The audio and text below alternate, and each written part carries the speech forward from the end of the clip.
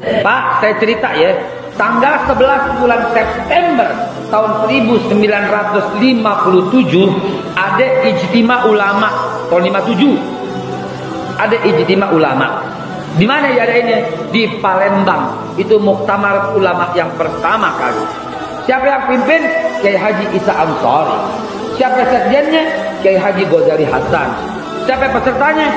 Buya Hamka, Muhammad Nasir, Safrudin Prawira Negara, ya, itu Masya Allah. Sahrir, Kahar Muzakkar, itu Masya Allah top semua. Tahu apa yang terjadi di Jakarta? Tahu? Bung Karno bersama PNI-nya dan PKI-nya dan Nasakomnya ngata-ngatain ulama yang sedang rapat dan sedang muktamar. Mereka menuduh ulama yang sedang rapat itu, yang sedang muktamar itu amoral. Kata Bung Karno, jangan ditutup-tutupin, ini sejarah ini. Sejarah. Bung Karno kan proklamator, iya. Bung Karno berjasa, gue tahu. Bung Karno hebat, setuju. Tapi jangan lupa, Bung Karno tukang penjarain para ulama bersama Nasakomnya. Silahkan bantah kalau bisa. Silahkan bantah kalau bisa. Konten kali ini saya akan memberikan kontra argumen terhadap pernyataan Haikal Hasan yang mengatakan dalam pernyataannya seakan-akan Soekarno seorang pembenci ulama yang dia hubung-hubungkan dengan ideologi Nasakomnya Soekarno. Nasakom adalah singkatan dari nasionalis, agama, dan komunis. Soekarno dalam setiap kesempatan jika bepergian ke luar negeri selalu berusaha mampir ke kuburan tokoh-tokoh Islam besar ya, terutama Nabi besar Muhammad.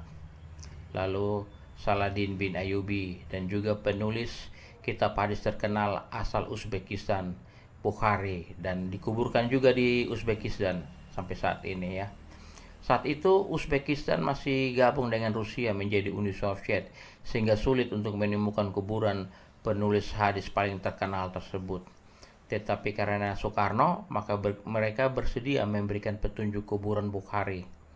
Penerimaan terhadap Soekarno dianggap sangat penting karena saat itu terjadi perang dingin antara Barat yang pro-demokrasi dengan Uni Soviet yang pro-komunisme. Jujur saja, komunisme ingin mendapat dukungan dari Indonesia yang memiliki jumlah penduduk muslim terbanyak di dunia. Sejak saat itu, kuburan Bukhari dibersihkan sehingga menjadi dan terlihat layak. Jadi opini yang akan dibentuk bahwa Soekarno membenci ulama terbantahkan ya. Kemudian Haikal Hasan mencoba menghubungkan dengan pandangan politik Nasakom yang menjadi penyebab Soekarno membenci ulama karena ada kata komunis dari Nasakom tersebut. Kemudian saya juga mau sampaikan bahwa keadaan politik saat itu memang menghendaki Soekarno harus merangkul paham komunis sekalipun dia bukan seorang komunis. Dengan bukti Soekarno yang melahirkan konsep Pancasila, konsep toleransi terbaik yang menerima semua orang untuk dapat menjalankan keyakinan imannya dengan bebas di negeri ini. Dan memang paham komunis saat itu dibutuhkan untuk menandingi pengaruh Barat yang sudah ratusan tahun telah menjajah Indonesia. Jika yang menjajah Indonesia adalah komunis dari RRC atau Uni Soviet, maka sudah pasti Soekarno akan lebih dekat dengan negara Barat untuk menandinginya. Tetapi karena selama ratusan tahun Indonesia dijajah oleh negara Barat, maka Soekarno perlu mencari negara untuk bisa menandingi Barat, yaitu komunis, termasuk paham komunis. Ya, semua itu dilakukan demi kebaikan negara Indonesia saat itu juga. Tetapi Soekarno bukan seorang komunis, itu hanya sebagai alat untuk menandingi pengaruh Barat saja yang pernah menjajah Indonesia. Jadi ideologi Nasakom ala Soekarno tersebut diwujudkan menjadi gerakan non-blok yang saat itu sangat berpengaruh ya dan disegani oleh blok timur di Soviet dan blok Barat oleh Amerika dan sekutunya. Indonesia sebagai pionir gerakan non-blok disegani karena negara-negara non-blok itu anggotanya melebihi negara blok timur dan blok barat. Jumlah totalnya gerakan-gerakan negara-negara yang tergabung dalam gerakan non-blok jumlahnya lebih banyak daripada negara-negara blok timur dan barat. Bukti Soekarno bukan seorang komunis karena dia yang melahirkan konsep Pancasila, sehingga memberikan ruang kepada semua agama yang diyakini oleh penduduk Indonesia untuk menjalankan keyakinannya dengan bebas, termasuk keyakinan yang belum diakui oleh sebagian masyarakat Indonesia sebagai agama, yaitu kepercayaan kepada Tuhan Yang Maha Esa. Karena mereka tidak memiliki nabi, mereka juga belum memiliki kitab suci dan lain sebagainya, tetapi negara menjaminnya.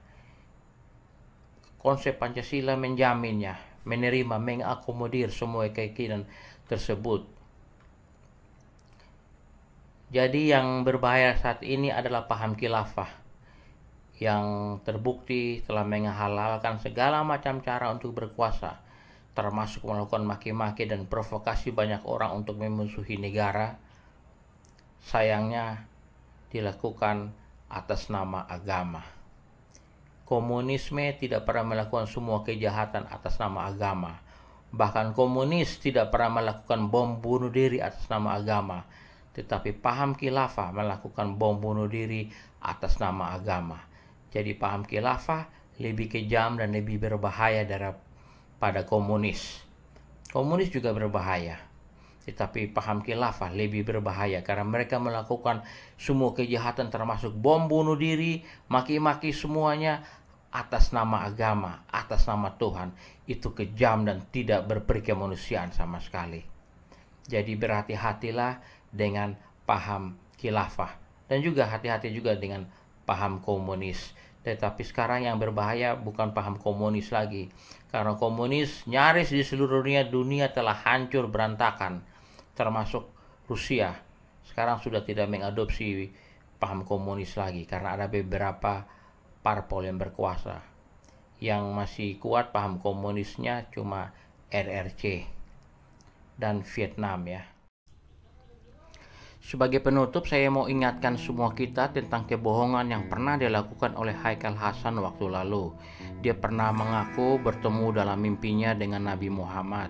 Namun ujung-ujungnya ketika jadi terperiksa polisi, dia mengaku tujuannya hanya untuk menghibur keluarga korban 6 laskar FPI yang tewas akibat tindakan tegas polisi dalam keadaan ekstrem itu.